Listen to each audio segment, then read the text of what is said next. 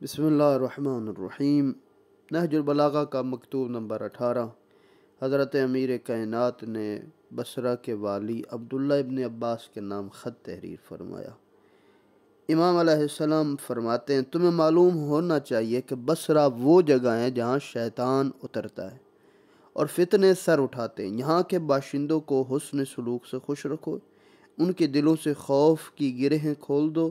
مجھے یہ اطلاع ملی ہے کہ تم بنی تمیم سے درستی کے ساتھ پیش آتے ہو، یعنی سختی کرتے ہو۔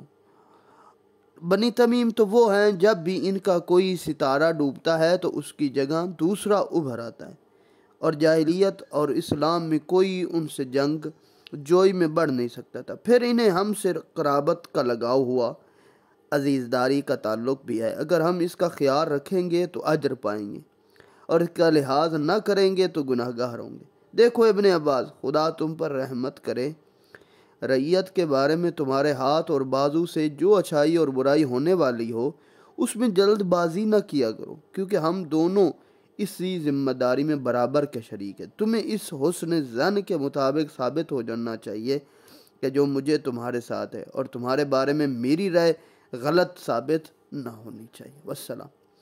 یہ حاشیے میں فرماتے ہیں کہ طلحہ و زبیر کے بصرہ پہنچنے کے بعد بنی تمیم ہی وہ تھے جو انتقام عثمان کی تحریک میں سرگرمی سے حصہ لینے والے اور اس فتنے کو ہوا دینے والے میں سب سے آگے تھے۔ اس لیے جب عبداللہ ابن عباس بصرہ کے عامل مقرر ہوئے تو انہوں نے ان کی بدعہدی عداوت کو دیکھتے ہوئے انہیں برے سلوک ہی کا مستحق سمجھا، ایک حد تک ان کے ساتھ سختی کا برتاؤ کیا۔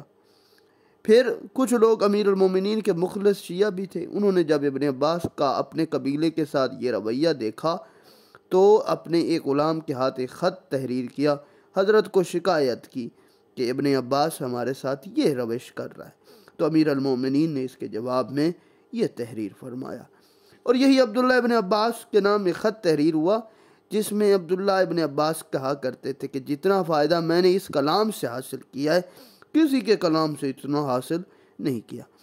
کہتے ہیں کہ امیر المومنین نے یہ خط تحریر فرمایا کہ انسان کو کبھی اس چیز کا پا لینا خوش کرتا ہے جو اس کے ہاتھوں میں جانے والی ہوتی ہی نہیں ہے، اور کبھی ایسی چیز کا ہاتھ سے نکل جانا اسے غمزدہ کر دیتا ہے جو اسے حاصل ہونے والی ہوتی ہی نہیں ہے۔